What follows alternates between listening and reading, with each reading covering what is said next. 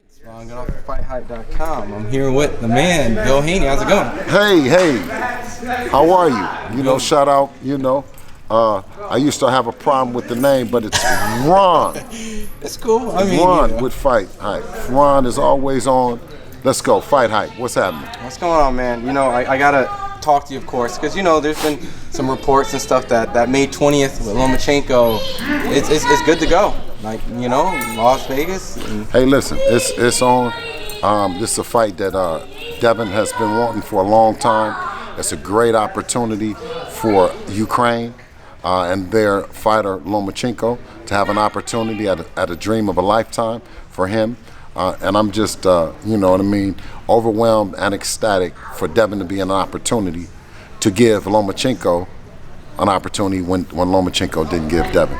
Yeah. And that shows great character for a young man of his age to fly from Australia after winning an impressive fight, to not take any kind of warm-ups, any kind of concessions, but while the plane was still having turbulence in Australia, he was coming out of Australia, he was talking to me about going to New York and Lomachenko.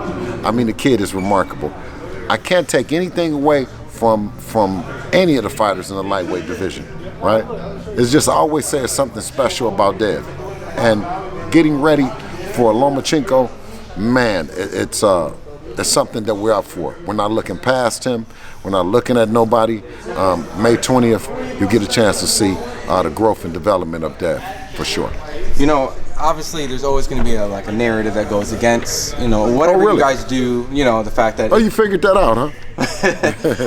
Obviously at this point, you guys wanted to face Lomachenko at a point in time before franchise titles and things were happening. It always seems like when it was at that moment, they were like, you're not on the right side. Well, why we wanted, why we initially got on Lomachenko. You know why, right? Who was he on? Who was he calling for? Who was Lomachenko calling for? What fight did he say he wanted? Now or before? Before. I'm assuming like the Teofimo Lopez fight? Kind of? Before he was asked for Teofimo Lopez, who he was asking for? Gervonta. Oh, okay, it was hard for you to spit that out, huh? Well, you know what? I had to think a little bit. Okay, so what's the only fight? What's the only fight that he called for, Lomachenko called for, that he didn't get? Gervonta. So he was picking on Gervonta. Essentially, yeah. That was the narrative that was going on. Essentially, or yeah, he was picking on Tank. Yeah. Okay, so right. So that's why we got on Lomachenko helmet. Well, because he was saying stuff about Floyd. He said he wanted to fight a fighter that was similar. He said he would have liked to fight Floyd. Mm-hmm. The style, we're like, what are you talking about, Floyd? You talking about FM? Like, man, Loma, slow it down, right?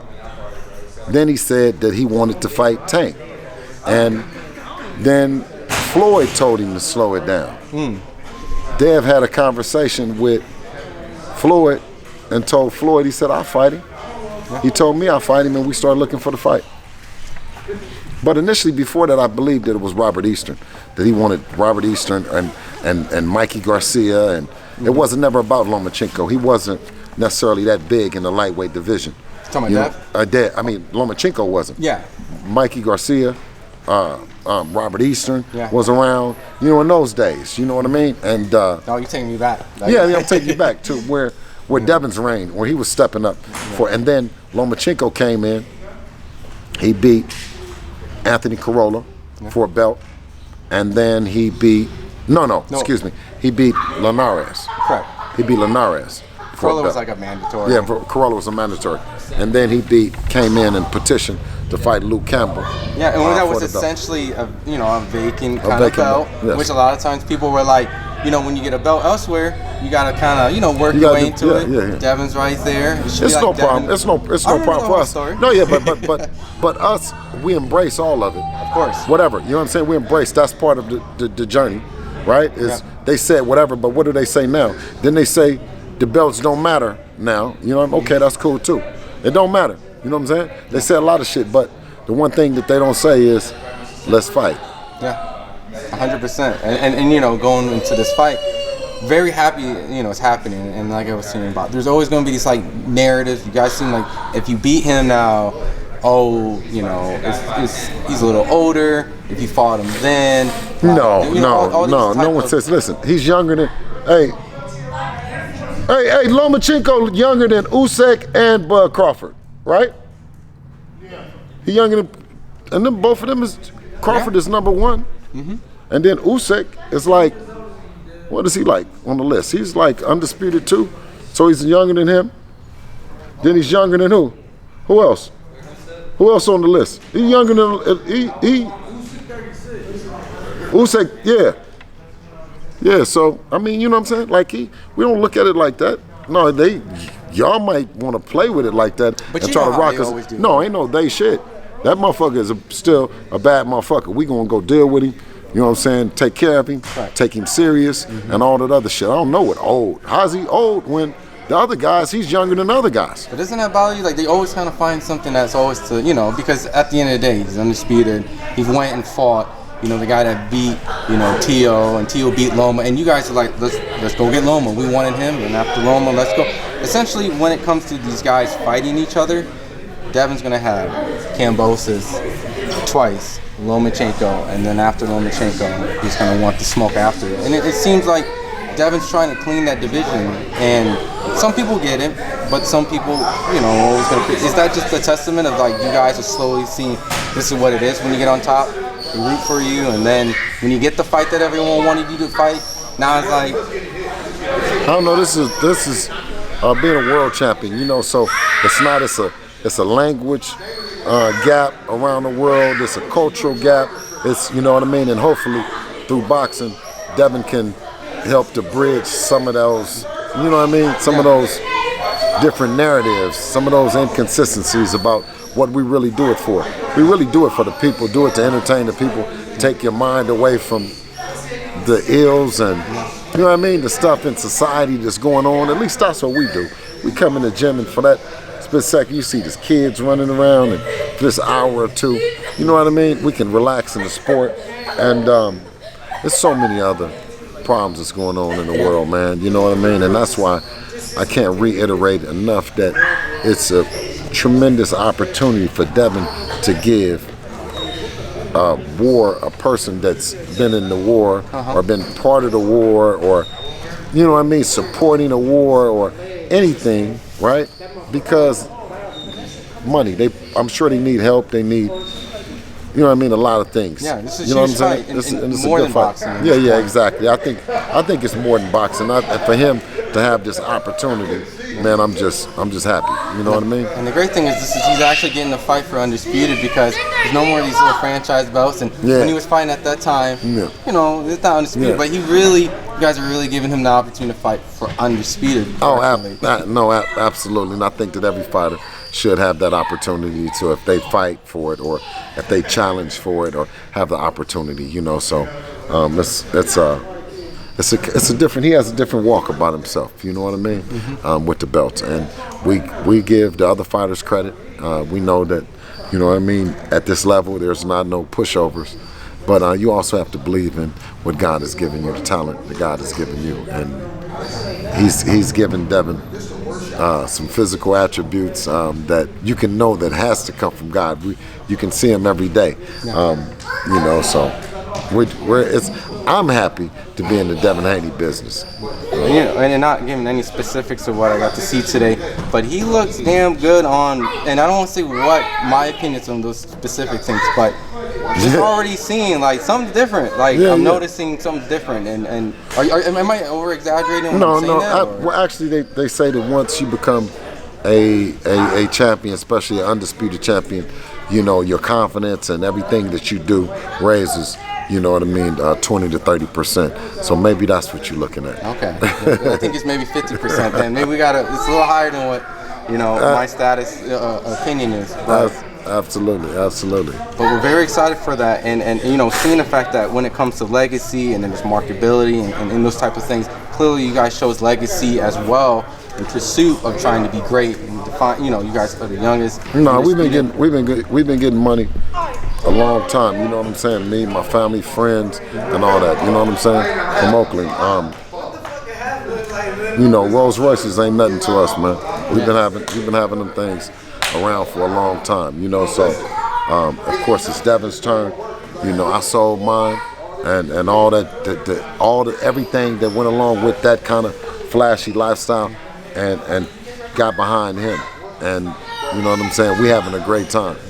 So I can hope. I always say that to say that there's some other kid that's looking for the big homie to do them the same way, looking for dad to do them the same way, looking for the OG, you know what I'm saying, to get behind them, you know. And when we did, you know what I'm saying, like it came back, you know what I mean, tenfold. You know, and seeing the fact that, you know, you guys chose and went through the belts, you guys have been very successful before Undisputed and be successful after Undisputed. You know, everyone's obviously looking at the winner for Ryan and Tank, hopefully to face the legitimate Undisputed, you know, of the man in the division, and obviously you and be training your son and Lomachenko for that. Is ideally at the ultimate goal to kind of piece all that together and face those guys, or is there other names that are a little bit more meaningful that happen to you? I mean, you know, it's Devin Haney versus everybody, you know what I'm saying? So it ain't no one name. First it was about the belts, you know what I'm saying? And he got those. So now it's about who wants to really challenge for him, or who bullshitting, you know what I'm saying? And we take it in stride, you know what I'm saying? Like, you know what I'm saying? We ain't gonna join no circus, though. You know what I'm saying? He's a fighter, you know. So, and that's what we stand on. You know, and the fact that, you know, there's obviously rehydration clauses and things like that, and that's, you know, typical business tactics to make certain fights. But like, just from your, you know, position and understanding boxing, does that really matter, or is that just kind of like, you know, is that anything we should be concerned about? You know, because obviously there's a lot of boxing business practices that happen, but do those things kind of, when you hear that, rehydration? No, I heard that it was a clause. Hey, you heard about the clause, the clause with Ryan them? Can't go 10? Huh? Can't go more than 10? When he walk in the ring? No, but you can't go to the after party 15. What? You can't gain more than 15 pounds for the after party. 15 pounds. Bro, you hilarious, because I'm like, what? Yeah, no, that's what they said. No, it's a weight clause for the after party too. Wow. And the security. Yeah, that was funny. That's what he said. The security got a weight clause? Only person ain't getting weighed is the girls. That'll be unfair. So obviously it's clear to see that, you know, it's not a fond, you're not fond of it. No, I'm just saying you can just write up whatever the fuck you want to write up when it ain't for the belts. Hey, you know, when it ain't for the belts, you can write up whatever the fuck you want to write up. Huh? Mario. We can get Mario to fight. You can fight Mario. and Johnny. Get Mario and Johnny. That's the videographer and the cameraman. Put me in the ring. Wait a minute. Fuck it. Oh, videographer. Yeah. Well, my man right here. No. What are you talking about for us? You trying to lock us in. You trying to lock us in. Hey, look, start off with my dad right here. Hey, look, we trying to find an opponent.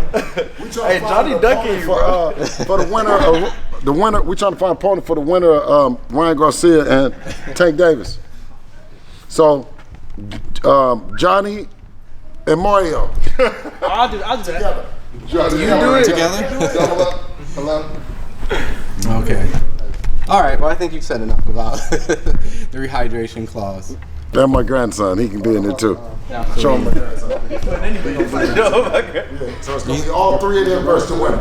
Fair enough. 100%. Well, you know, tag team. I think they're doing tag team boxing now. But, you know, just a roundabout, obviously, you know, before we get ahead of ourselves, you know, we have a lot of great fights.